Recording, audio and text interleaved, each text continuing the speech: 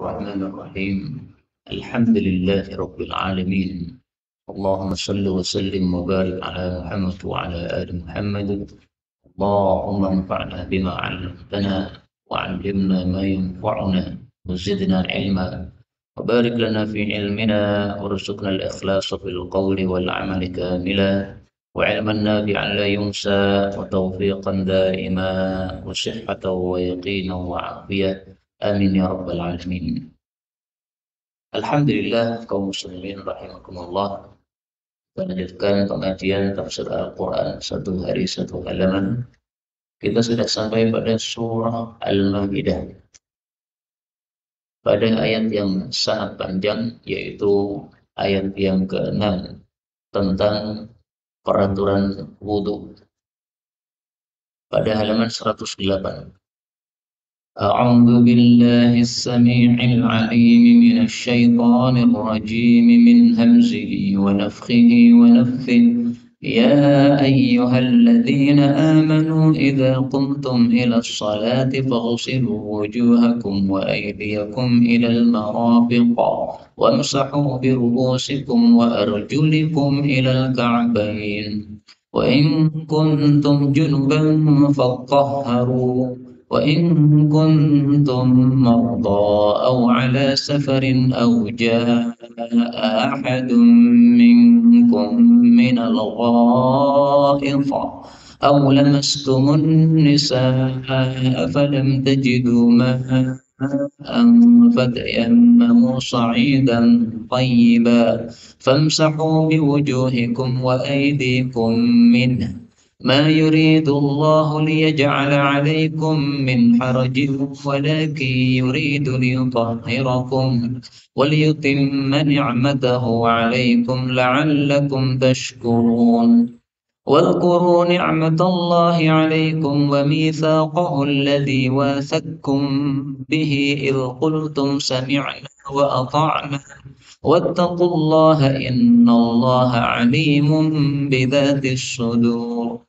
يا أيها الذين آمنوا كونوا قوامين لله شهداء بالقسط ولا يجرمنكم شنآن قوم على ألا تعدلوا اعدلوا هو أقرب للتقوى واتقوا الله إن الله خبير بما تعملون. وعد الله الذين آمنوا وعملوا الصالحات لهم مغفرة وأجر عظيم. Alhamdulillah Rabbil Alamin. Allahumma rahamna bil Qur'an, amin. Pada beberapa ayat yang kita baca ini, ada beberapa kata yang bisa dibaca dengan dua bacaan. Yang pertama pada ayat ke-6, wa arjulakum, ini lamnya boleh dikasrah, arjulikum, dan ini menyebabkan adanya pembahasan panjang oleh para ulama ahli tafsir. Kemudian lamastum, ini lamnya boleh dibaca pendek, lamastum, dan ini menyebabkan perselisihan pendapat di antara para ahli fikih. Ayat yang ke-7, wasaqakum, qaf ketemu kaf, ini boleh dibaca idgham menjadi wasaqkum, kaf apa? Qafnya lebur masuk pada kaf. Kemudian syana'an, ini nunnya boleh disukun menjadi syan'anu.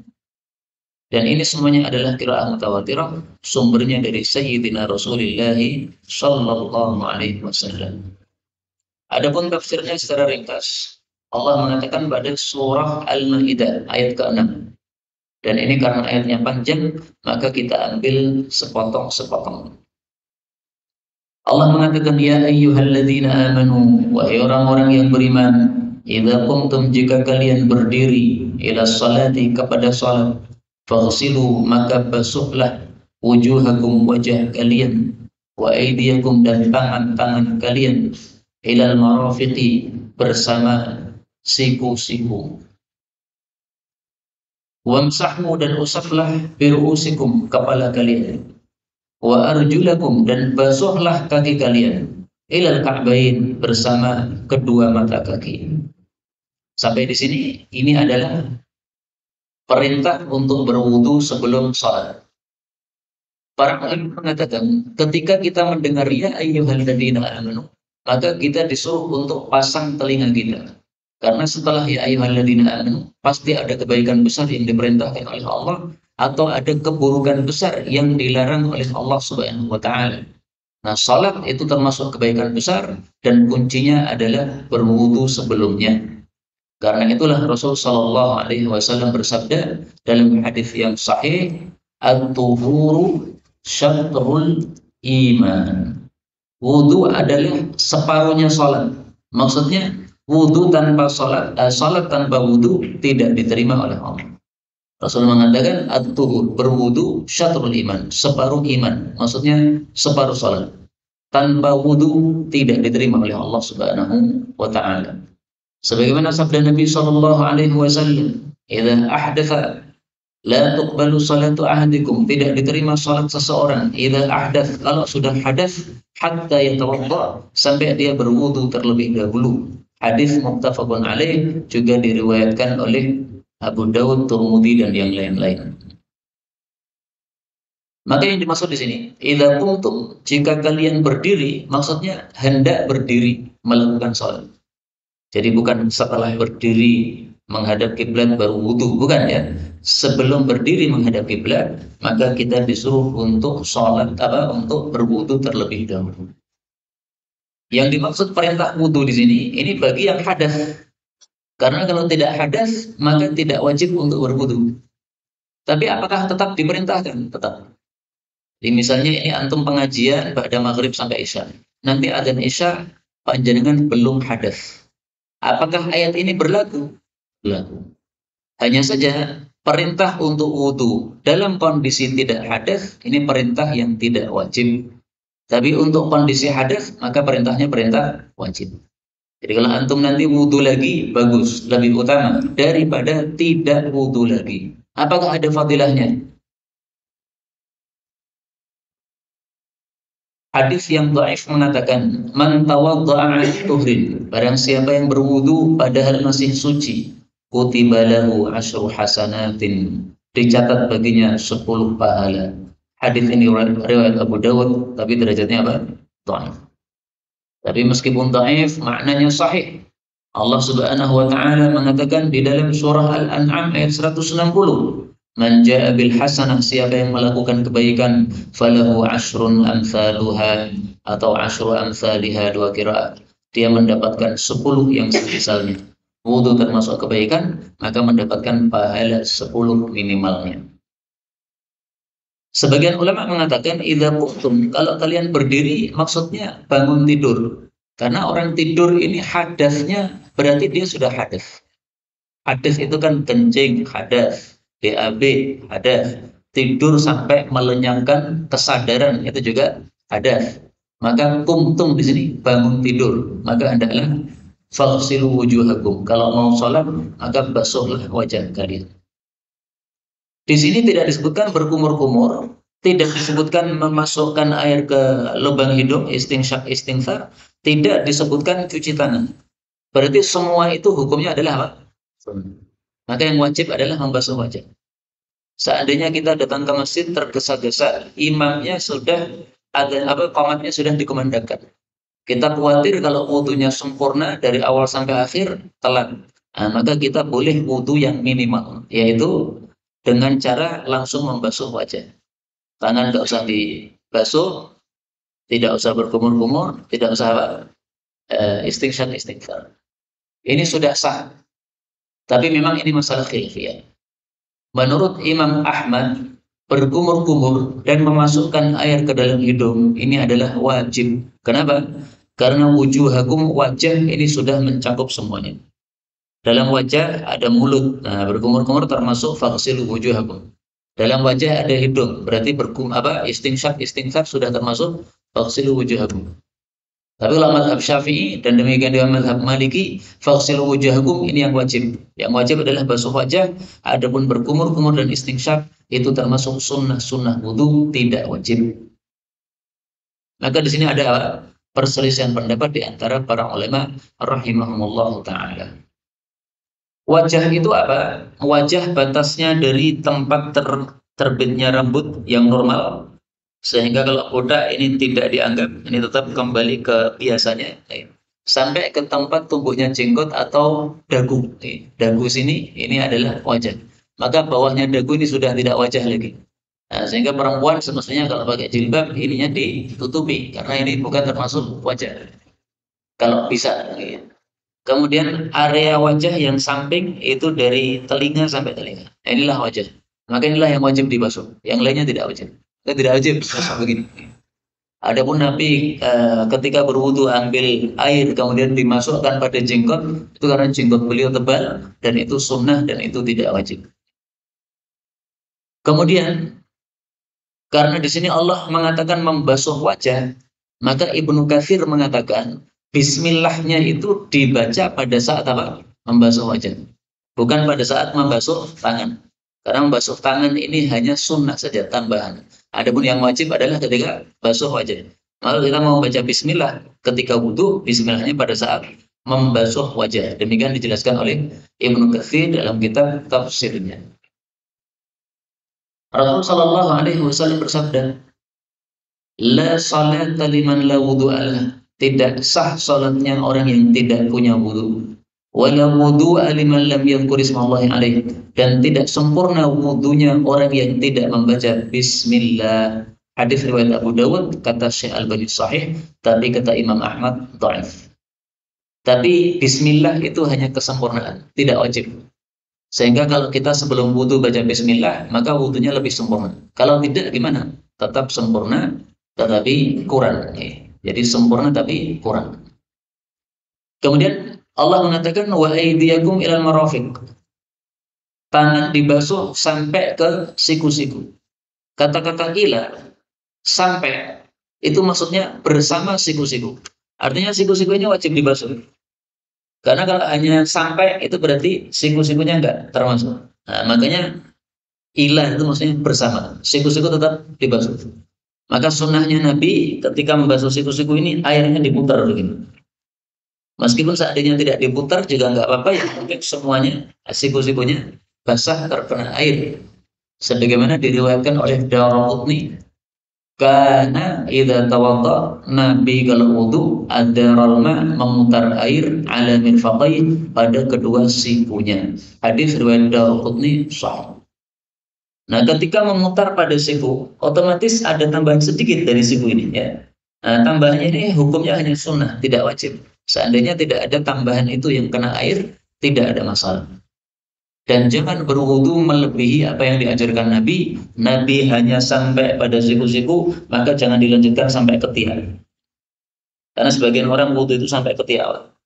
Ini tidak sesuai sunnah Rasul Sallallahu Alaihi Wasallam. Kemudian wamsahu biru'usikum, usaplah kepala kalian. Jadi untuk wajah dibasuh, untuk tangan dibasuh, tapi untuk kepala diusap. Diusap artinya bukan kita menciduk air kemudian disentorkan, bukan ya.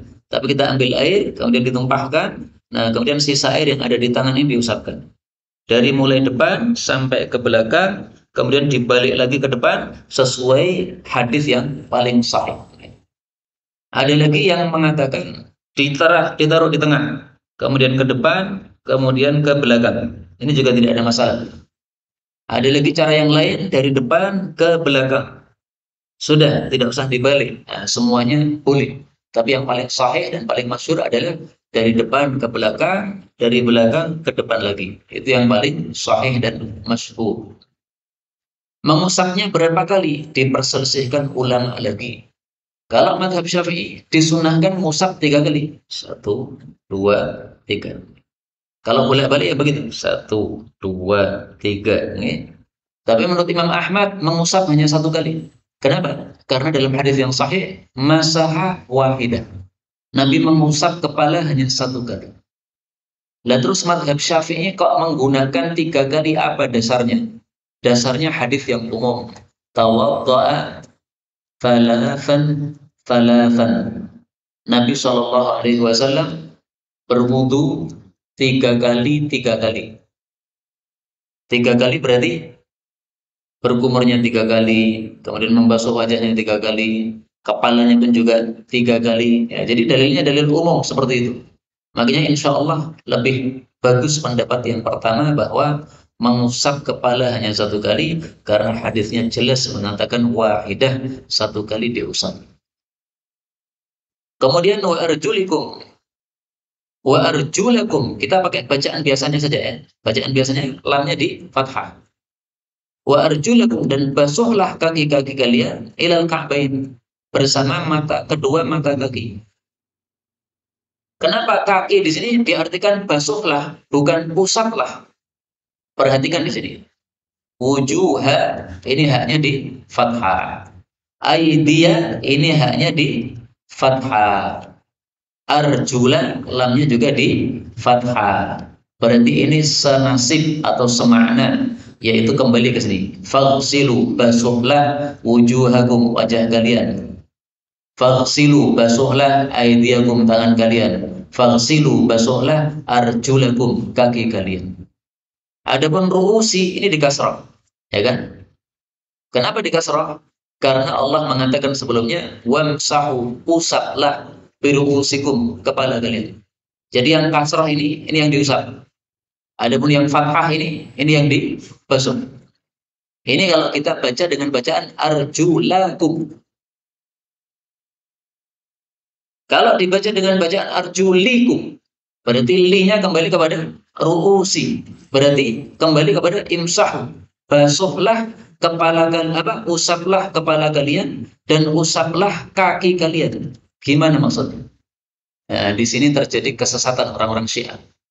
Orang Syiah mengatakan wudhu itu wajibnya adalah mengusap kaki, bukan membasuh kaki. Ini satu kesesatan yang nyata. Makanya Ibnu Katsir dalam kitab tafsirnya mengatakan qad dhalla wa adalla. Dia sudah sesat dan menyesatkan orang lain. Kenapa? Karena Nabi prakteknya bukan mengusap kaki, tapi apa? Membasuh kaki. Bahkan perhatikan kata Nabi. Nabi mengancam sangat keras sekali ya. Beliau mengatakan wailul lil a'qabi minan nari. Celaka tumit-tumit yang tidak terkena air karena masuk ke dalam neraka. Hadis sahih muttafaqun alaih. Ini gara-gara ada seorang sahabat Nabi berwudu tergesa-gesa, akhirnya pada kakinya ada sekitar 1 dirham atau 1 kuku yang tidak terkena air, sehingga kulitnya itu masih mengkilat, tidak terkena air. Kalau terkena air kan warnanya jadi beda. Nah, maka Rasulullah dari jauh berteriak, wailul lil a'qabi minan nar, hati-hati itu masuk neraka itu kalau wudunya tidak sempurna. Nah, sementara kalau kaki hanya diusap, otomatis kakinya tidak akan terkena air ini, karena hanya mengusap saja. Harus dibasuh ketika kita menginginkan supaya tidak celaka dengan sebab terkena api neraka tersebut. Maka benarlah kata Ibnu Katsir bahwa perkataan Syiah tadi bahwa arjulikum ini menunjukkan hanya wajib diusap, itu satu kesesatan yang nyata. Lah terus gimana? Kok dibaca kasroh? Karena memang ini boleh dibaca kasroh, boleh dibaca fathah arjula, dan itu berarti basuhlah kaki. Boleh dibaca arjuli di kasroh. Nah, kalau di kasroh gimana? Kalau di kasroh ada 2 jawaban. Jawaban yang pertama disebut dalam bahasa Arab mujawarah. Di kasroh itu karena sebelumnya kasroh biru'usi, ya. Gara-gara sebelumnya kasroh, maka setelahnya ikut-ikutan kasroh. Meskipun maknanya berbeda. Untuk kepala diusap sesuai praktek Nabi. Untuk kaki dibasuh sesuai praktek Nabi. Adapun bacaan kasroh ini bukan karena diusap, tapi karena dia setelah kasroh ikut-ikutan apa? Kasroh. Dan itu dalam bahasa Arab biasa banyak sekali seperti itu. Thiyabu sundusin khudrin. Padahal biasanya thiyabu sundusin khudrun. Nah, kenapa khudrin? Karena setelah sundusin, setelah kasroh ikut-ikutan kasroh, nggak ada masalah. Nah, berarti ini tidak menunjukkan bahwa kaki diusap, kaki tetap dibasuh. Ini jawaban pertama, ya. Istilahnya apa? Mujawarah. Karena dia bersampingan dengan kasroh, maka ikutan kasroh. Jawaban yang kedua, kenapa di kasroh? Ini di kasroh berarti diusap kakinya. Diusapnya pada saat apa? Pada saat kita sudah memakai sepatu. Kata Imam Syafi'i, ini kalau dibaca kasroh, maka maksudnya Boleh ketika kita sudah pakai sepatu, kita tidak usah lepas sepatu. Pada saat wudhu, bagian atas sepatu cukup diusap saja. Dan ini sudah kita bahas dulu pada pembahasan tentang masah alal khuffain. Orang wudhu, kemudian setelah suci, dia pakai sepatu. Nah, setelah pakai sepatu, kemudian batal lagi. Gimana? Tidak usah dilepas sepatunya. Kesuwen. Nah, cukup berwudhu seperti biasanya. Untuk sepatunya karena tidak dilepas, maka cukup diusap bagian atas. Tapi ini hanya boleh ketika dia pasang sepatu dalam kondisi sudah suci dari hadas. Kalau belum suci dari hadas, kemudian dia pasang sepatu, kemudian dia mau wudhu, ya harus dilepas sepatunya. Cukup jelas insya Allah ya. Jadi jangan mengikuti pendapat Syiah, kaki diusap, sesat menyesatkan, kata Ibnu Katsir, sesat menyesatkan. Kemudian kesesatan Syiah yang kedua, Ka'bain, itu mereka artikan tulang di atas ini, telapak kaki. Ini salah. Ka'bain itu menurut orang-orang Arab adalah dua mata kaki di samping dan samping kanan dan samping kiri kaki. Bukan sini. Nah, maka mereka hanya mengusap bagian sini. Enggak benar itu. Nah, yang dimaksud adalah sini. Nah, maka semuanya harus basah sampai sini nih. Kemudian Allah mengatakan wa in kuntum junuban. Kalau kalian junub, fatahharu, maka bersucilah, maksudnya mandi jenabat. Wa in kuntum marda, dan jika kalian itu sakit, au ala safar, atau dalam kondisi safar, au jaa ahadum minkum minal ghaib, atau datang seseorang dari kalian dari kamar kecil, au lamastumun nisa, atau kalian jima dengan para istri, falam tajidu ma'an, lalu tidak mendapati air, fatayammamu, maka tayammumlah sa'idan, dengan debu, thayyiban, yang suci. Fansahu, maka usaplah, biwujuhikum, wajah-wajah kalian, wa aidikum, dan tangan-tangan kalian, minhu, dari debu tersebut. Nah, di sini bicara tentang tayammum. Setelah Allah bicara tentang mandi janabah, maka bersuci ada dua. Untuk hadas kecil, bersucinya adalah wudhu. Untuk hadas besar, yaitu janabah, junub, maka bersucinya mandi atau mandi janabat, mandi besar. Dua ini, wudhu sama mandi, kalau tidak bisa dilakukan karena tidak ada air, maka bisa diganti dengan tayammum. Jadi tayammum menggantikan wudhu dan juga menggantikan mandi. Kapan boleh tayammum? Allah mengatakan, in kuntum marda, jika kalian sakit. Maksudnya sakit yang menyebabkan tidak boleh pakai air. Sakit yang menyebabkan tidak bisa pakai air. Begitu nyentuh air langsung kedinginan, langsung menggigil. Ini madarat kayak begini. Nah, berarti nggak bisa. Tapi tolong harus diketahui, kalau kamu kedinginan apabila airnya dingin dan kamu mampu memanaskan air, harus kamu panaskan air. Berada di mana ini? Di rumah. Ada kompor, ada. Hidupkan kompor. Hangatkan air. Wudhu dengan air hangat. Dalam kondisi antum di hutan, nggak ada kompor, ya bisa menghidupkan api tapi susah. Nah, dalam kondisi itu antum dimaafkan. Udah, antum sakit tidak bisa pakai air, nggak usah pakai air dan tidak usah menghangatkan air karena kondisinya seperti itu. Ala safar, atau safar, maksudnya safar kemudian tidak mendapati air. Nah, ini sebagian orang salah paham. Yang penting safar maka boleh tayammum meskipun air berojok, itu nggak benar. Tidak sesuai sunnah Nabi. Nabi bersama para sahabat ketika safar, maka mereka cari air sana sini sana. Begitu cari air nggak ketemu, nah, baru mereka tayammum. Maka yang tayammum padahal ada air pada saat safar, ini menyelisih amalnya para sahabat Nabi Shallallahu Alaihi Wasallam. Jangan dipakai pendapat itu pendapat yang sangat-sangat lemah. Ada pendapat itu dalam kitab tafsir Manar, tapi jangan diikuti. Kemudian auja ahadun minkum minal ghaib. Seseorang habis BAB atau BAH. Au lamastumun nisa, atau habis hubungan suami istri. Falam tajidu ma'an, lalu tidak dapati air.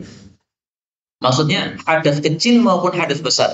Kalau tidak dapati air, boleh tayammum. Karena ghaib ini BAB atau BAK, ini hadas kecil. Lamastum ini, jima ini hadas besar. Maka hadas besar maupun hadas kecil bisa diganti dengan tayammum kalau memang tidak mendapati air. Kata-kata lamastum Demikian juga lamastum diperselisihkan apa maksudnya. Menurut Ibnu Umar, lamastum itu menyentuh. Maka suami salaman sama istri, assalamualaikum, setelah wudu, maka wudunya batal. Suami cium istri setelah wudu, maka wudunya batal. Karena lamastum diartikan menyentuh. Ini Ibnu Umar. Ibnu Abbas mengatakan lamastum itu jima. Al-lamas, al-mas, al-mulamasa itu semuanya artinya jima. Memang arti asalnya menyentuh. Tapi Allah itu nggak suka menggunakan kata-kata jima karena itu kata-kata vulgar. Sehingga Allah kasih bahasa yang halus, sentuh. Sentuh maksudnya apa? Jima. Nah, tapi untuk menjelaskan ya saya harus vulgar. Lamastum kalian jima, an-nisa. Nah, sekarang ada tafsir Ibnu Umar, ada tafsir Ibnu Abbas. Mana yang kita pilih? Rasulullah mendoakan Ibnu Abbas, ya Allah, pahamkanlah dia dalam agama dan pahamkanlah dia tafsir Al-Quran. Maka dalam bab tafsir, Ibnu Abbas lebih kuat dan lebih terkenal daripada Ibnu Umar. Wallahu a'lam bishawab. Karena itu pendapat yang saya pilih adalah menyentuh istri tidak membatalkan wudu. Tetapi kalau menjima istri, tentu saja wudunya batal. Ada pendapat yang tengah-tengah, pendapatnya mazhab Maliki. Menyentuh itu tidak selalu membatalkan. Kalau menyentuhnya biasa, tidak batal. Tapi kalau menyentuhnya dengan syahwat, ini yang membatalkan wudu.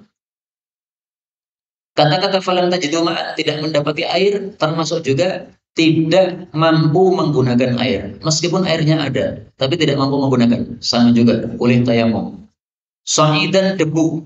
Ada juga yang mengartikan segala sesuatu yang di atas bumi, tidak harus debu. Bisa batu, bisa kerikil, bisa pasir, apapun dari bagian-bagian tanah, bagian bumi. Thayyiba yang suci, berarti yang najis tidak bisa. Yang diusap apa? Wajah dan tangan. Caranya bagaimana? Nabi mempraktekkan 1 kali pukul, kemudian diusapkan pada wajah dan diusapkan pada tangan. Tangan yang diusapkan adalah sampai pergelangan saja. Bagian atas dan bagian luar dan bagian dalamnya semuanya wajib diusap. Nah, maka prakteknya dipukulkan, kemudian diusapkan pada wajah. Kemudian tangan, okay. Tangan ini karena ini dalam, ketika kita mengusap ini sudah kena, maka tidak wajib diulangi lagi. Paham ya? Karena ini sudah kena, ya dalam tadi sudah mengusap bagian atas. Maka tidak perlu setelah itu diulangi lagi begini. Apakah harus urut wajah dulu baru tangan? Diperselisihkan oleh para ulama. Kalau menurut mazhab Syafi'i wajib urut, tidak boleh dibolak-balik. Tidak boleh tangan dulu baru wajah. Tapi sebagian ulama mengatakan boleh. Allah mengatakan Allah tidak menghendaki kesusahan. Ma yuridullah. Allah tidak menghendaki liyaja'ala untuk menjadikan alaikum bagi kalian min harajin, kesempitan sehingga memberikan keringanan tayamum. Walakin akan tapi yuridu Allah menghendaki liyutahhirakum untuk mensucikan kalian, yaitu dengan wudu dan tayamum tadi. Makanya setelah wudu kita disunahkan membaca doa Allahumma ja'alni minat tawwabin waj'alni minal mutatahhirin. Itu doanya diriwayatkan oleh Al-Imam At-Tirmidzi dan kata Syekh Albani derajatnya sahih, tapi ada yang mendhaifkan juga. Guru kami Syekh Mustafa Al-Adawi mendhaifkan. Sehingga beliau kalau wudu hanya doa ini, asyhadu an la ilaha illallah wahdahu la syarikalah wa anna Muhammadan abduhu wa rasuluh. Titik. Allahumma ja'alnya tidak beliau baca karena dhaif menurut beliau. Ya terserah pakai pendapat mana boleh. Waliyutimma ni'matahu, dan supaya Allah menyempurnakan nikmatnya alaikum atas kalian, la'allakum tashkurun, supaya kalian bersyukur kepada Allah. Keringanan ini termasuk nikmat. Nggak ada air, boleh tayamum, ini keringanan, ini nikmat. Kemudian Allah mengatakan wazkuru, dan ingatlah nikmatallahi, nikmat Allah alaikum atas kalian, wa mitsaqahu, dan perjanjian Allah alladzi wathaqakum, Allah telah mengambil janji terhadap kalian bihi, terhadapnya, idz qultum, ketika kalian mengatakan sami'na wa ata'na, kami mendengar dan kami mentaati. Wattaqullah, dan takwalah kepada Allah. Innallaha, sesungguhnya Allah, alimun, maha mengetahui, bidzatis sudur, dengan isi dada, maksudnya isi hati. Kita disuruh mengingat Allah Subhanahu wa taala. Kenapa? Supaya kita bersyukur terhadap nikmat Allah. Rasul Shallallahu Alaihi Wasallam bersabda, "Tafakkaru fi alaillah." Berfikirlah tentang nikmat-nikmat Allah. Wala tafakkaru fillah. Jangan berfikir tentang Allah. Karena otak kita tidak akan bisa kuat memikir tentang Allah. Udah cukup mikir nikmat Allah saja. Akan mengetahui kebesaran Allah. Hadis riwayat Baihaqi, derajatnya hasan. Yang dimaksud wanifaqahu, perjanjian kepada Allah, yang Allah sudah mengambil janji kepada kita, ini menurut Ibnu Katsir adalah ketika orang-orang masuk Islam, kemudian jabat tangan dengan Nabi, berbaiat bahwasanya saya siap mendengar dan mentaati. Makanya Allah mengatakan, "In qultum sami'na wa ata'na." Maka yang dimaksudnya adalah apa? Baiat pada saat masuk Islam. Ya Rasulullah, saya baiat masuk Islam, saya siap mendengar mentaati semua perintah Anda. Nah, Allah katakan itu diingat-ingat. Kamu sudah terlanjur baiat, maka tepati baiat kamu. Baiat itu janji setia. Ya. Ulama yang lain menafsirkan yang dimaksud mitsaqahu ini adalah yang disebutkan dalam surat Al-A'raf, yaitu wa idz akhadha rabbuka, dan ingatlah ketika Allah mengambil min bani Adam, dari manusia, min zuhurihim dzurriyyatahum wa asyhadahum ala anfusihim, dan mempersaksikan kepada diri-diri mereka, alastu birabbikum, bukankah aku Tuhan kalian? Qalu bala, mereka semuanya mengatakan ya, syahidna, kami bersaksi. Ini maksudnya di alam roh. Sebelum kita jadi manusia, kita masih roh, itu oleh Allah dikumpulkan. Kemudian Allah bertanya, kalian bersaksi saya Tuhan. Maksudnya kalau nanti kamu lahir ke bumi itu kamu harus menyembah saya. Nah, semuanya kita waktu itu mengatakan syahid. Kami saksi, bersaksi, kami siap menyembah engkau. Tapi ternyata setelah manusia lahir ke bumi, ada yang iman, ada yang kafir. Nah, itulah yang dimaksud mitsaqakum pada mitsaqahu pada ayat ini menurut sebagian ulama, yaitu surat Al-A'raf ayat 172.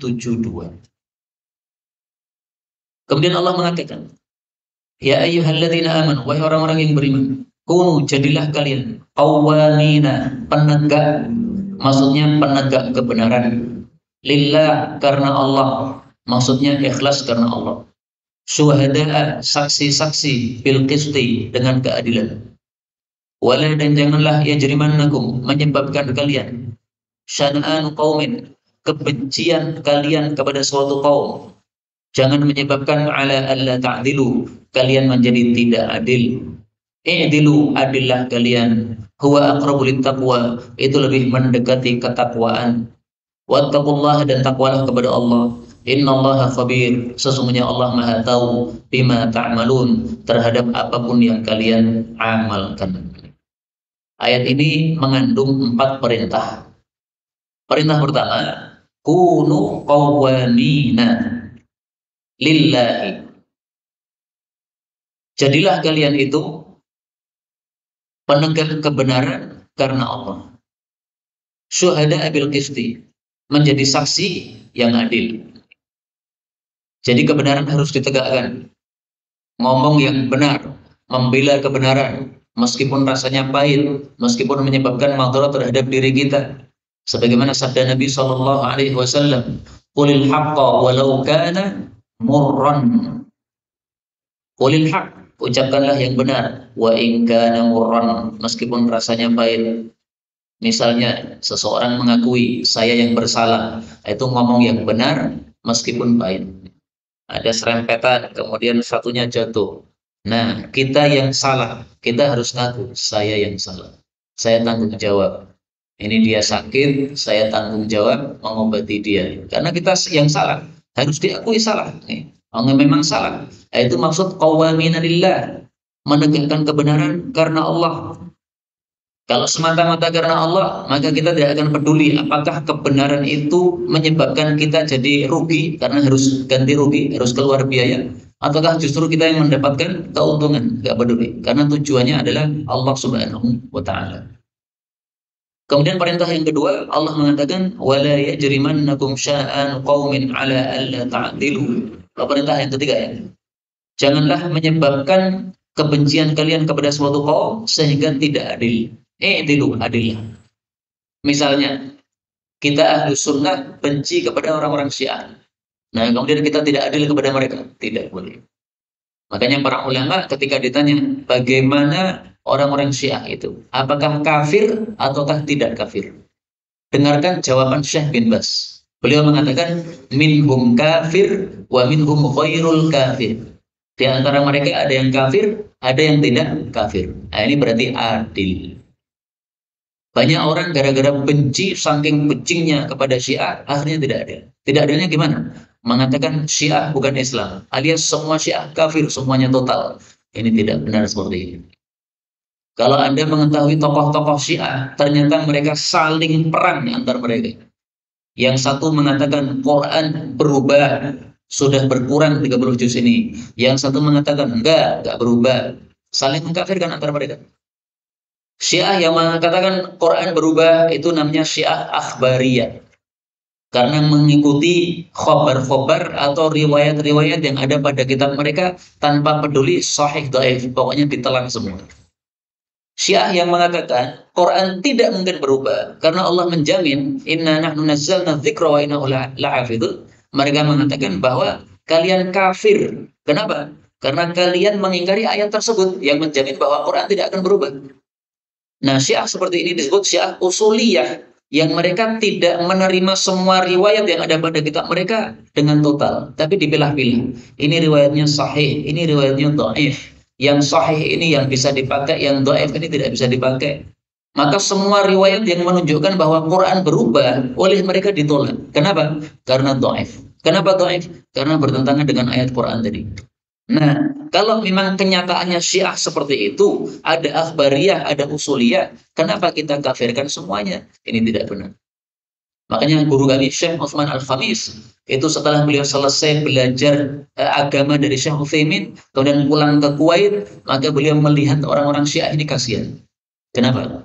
Karena mereka orang-orang yang tidak paham, hanya ditipu oleh pemimpin-pemimpin mereka. Maka beliau ingin fokus untuk memperdalam masalah Syiah supaya bisa menyelamatkan orang-orang Syiah yang rakyat jelata, yang tidak paham apa-apa, yang awam, supaya mereka sadar bahwa mereka itu hanya ditipu oleh guru-guru mereka, oleh kiai-kiai mereka.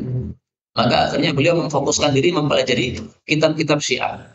Kitab Al-Kafi karya orang-orang Syiah 8 jilid beliau katamkan dari A sampai Z, dikatamkan semuanya. Dalam rangka apa? Untuk bisa menyadarkan orang-orang Syiah ini, kalian ini diajari sesat. Kitab Al-Kafi isinya kesesatan-kesesatan. Terutama jilid-jilid yang pertama, kata beliau isinya kekafiran-kekafiran yang sangat nyata. Nah, kemudian Syekh Utsman Al-Khamis mengadakan perdebatan dengan orang-orang Syiah, majelis debat, ya, untuk menunjukkan bahwa ini Syiah ini kelompok yang sesat, ajarannya ajaran yang menyimpang. Nah, ketika dia mengadakan perdebatan seperti itu, beberapa masyayikh ada yang menegurnya. Kenapa kamu duduk berdua sama orang-orang Syiah? Begitu. Dalam akidah Ahlussunnah wal Jamaah tidak perlu duduk sama orang-orang ahli bid'ah. Kenapa? Karena duduk bersama orang ahli bid'ah, ada kalanya kita akan terpengaruh oleh kebid'ahan yang mereka sampaikan. Ada yang kalanya kita yang mempengaruhi terhadap mereka. Bagaimana kalau kita lemah, akhirnya malah terpengaruh oleh mereka. Akhirnya malah jadi Syiah lagi. Tujuannya untuk menyadarkan Syiah, tapi malah sebaliknya. Dia malah ikut-ikutan jadi Syiah. Gimana kayak begitu?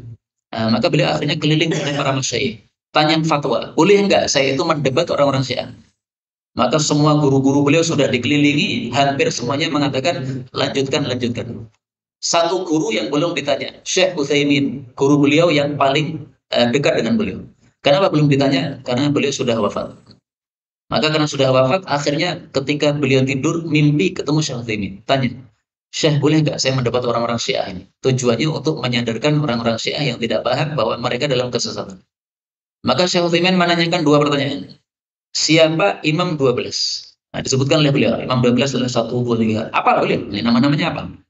Kemudian ditanya lagi, apa pokok-pokok kesesatan Syiah? Maka beliau menjawab, 1, 2, 3, 4. Nah, begitu beliau lancar menjawab seperti itu, maka Syekh Utsaimin dalam mimpi mengatakan, lanjutkan. Nah, maka beliau bangun dari tidur kaget, wah, disuruh melanjutkan. Maka beliau pikir, ini berarti maksudnya Syekh Utsaimin, kalau saya paham masalah, suruh lanjutkan. Tapi kalau tidak paham masalah, jangan. Maka seperti saya, Abu Zaid, tidak boleh mendebat orang-orang Syiah. Kenapa? Saya tidak mendalami masalah Syiah. Sehingga kalau saya ketemu mereka, nanti malah saya kalah hujah dengan mereka. Malah memalukan. Wah, ini Ahlus Sunnah yang lemah orangnya. Orang yang sudah paham betul, ya silahkan mendebat orang-orang Syiah silahkan. Kenapa? Karena dia paham apa yang harus disampaikan, apa yang tidak disampaikan. Kemudian Allah mengatakan adillah itu adalah lebih dekat kepada ketakwaan. Maka ini menunjukkan larangan tidak adil. Kemudian kita disuruh juga bertakwa kepada Allah Subhanahu wa taala. Kalau bertakwa, apa yang dijanjikan oleh Allah? Allah mengatakan wa'adallahu alladhina amanu. Allah janjikan orang-orang beriman wa amilus shalihat dan beramal saleh lahum maghfirah, bagi mereka ampunan yaitu untuk dosa-dosa mereka. Dan kalau sudah diampuni maka masuk jannah. Maka Allah mengatakan wa ajrun azim, pahala yang besar yaitu surga.